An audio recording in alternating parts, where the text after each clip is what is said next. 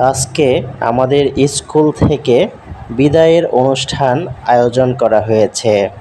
আর আমি এখানে এসেছি আপনাদের কাছ থেকে, সবার কাছ থেকে বিদায় নেওয়ার জন্য।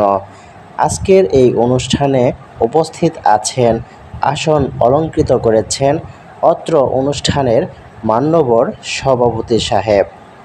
উপস্থিত আছেন অত্র বিদ্যালয়ের শ্রদ্ধেয় প্রধান শিক্ষক সাহেব। উপস্থিত আছেন অত্র অনুষ্ঠানের প্রধান অতিথি, অত্র ইউনিয়নের সুযোগ্য চেয়ারম্যান সাহেব, যিনি শত ব্যস্ততার মাঝেও আমাদের স্কুল অনেক সুনামধন্য স্কুল বলে তিনি আমাদের সময় দিয়েছেন। এজন্য আমরা স্কুলের পক্ষ থেকে আপনাকে জানাই লাল গোলাপের শুভেচ্ছা এবং আমাদের অন্তরস্থল থেকে ভালোবাসা। উপস্থিত আছেন অত্র বিদ্যালয়ের এক ঝাঁক পরিশ্রমী নিবেদিত প্রাণ, অত্র বিদ্যালয়ের সকল শিক্ষক শিক্ষিকা মণ্ডলী। উপস্থিত আছেন ম্যানেজিং কমিটির সদস্যবৃন্দ। উপস্থিত বিভিন্ন অভিভাবক অভিভাবিকাবৃন্দ, দর্শকবৃন্দ এবং সর্বোপরি অত্র বিদ্যালয়ের সকল ছাত্রছাত্রী ভাই ও বোনেরা, সকলের প্রতি আমার সালাম, আসসালামু আলাইকুম। বিদায় দেওয়া এবং বিদায় নেওয়া, এই দুইটি শব্দ শুনে নাই এমন কোনো স্টুডেন্ট পৃথিবীতেই নাই। আমি আজ আপনাদের মুখোমুখি হয়েছি, মঞ্চে এসেছি মাইকে কিছু কথা বলার জন্য। আসলে আমাদের কিছু কথা বলা মানে হলো আমাদের দোয়া চাওয়া। আপনারা আমাদের জন্য দোয়া করবেন। আপনাদের দোয়া পেলে শিক্ষকদের শেখানো জ্ঞান ভিত্তি করে আমরা ভালো একটা রেজাল্ট ইনশাল্লাহ আপনাদের সবাইকে উপহার দিতে পারবো।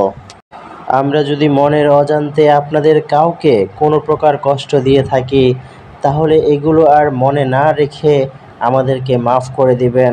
আপনারা মাফ না করলে আমরা নিজেরা দায়ী থাকব, অপরাধী মনে করব নিজেদেরকে। হে ছোট ভাই ও বোনেরা, তোমরা আমাদের অনেক মূল্যবান সম্পদ ছিলে। তোমাদের কত যে ভালোবাসতাম তা এখন বুঝতেছি। তোমাদের সাথে অনেক সময় বন্ধুর মতো মিশেছি, অনেক দুষ্টুমি করেছি, অনেক জায়গায় গিয়েছি। সব কিছু এখন বারবার ভেসে আসছে চোখের পাতায়। এগুলো আসলে ভোলার না, ভুলতে পারবো না। যদি মনের অজান্তে তোমাদেরকেও কোনো প্রকার কষ্ট দিয়ে থাকি, তাহলে আজকের দিনের উছিলায় আমাদেরকে তোমরা মাফ করে দিও। তোমাদের জন্য প্রাণ ভরে দোয়া করি যেন প্রতিটি বাবা মায়ের স্বপ্ন প্রত্যেকটা ছাত্র ছাত্রী পূরণ করতে পারে। তোমরা যেন পূরণ করতে পারো। তোমরাই আগামী দিনের ভবিষ্যৎ। আমার বক্তব্য আর দীর্ঘায়িত করতে চাই না। এখানে অনেক ওস্তাদ আছেন, শিক্ষক আছেন, প্রধান অতিথি আছেন, অনেকেই বক্তব্য দিবেন, উপদেশমূলক কথা বলবেন, যেগুলো আমাদের অবশ্যই অনেক কাজে লাগবে। তোমরা সবাই শুনবে, তোমাদেরও কাজে লাগবে। এই বলে আমি আমার বক্তব্য শেষ করছি। আল্লাহ হাফেজ।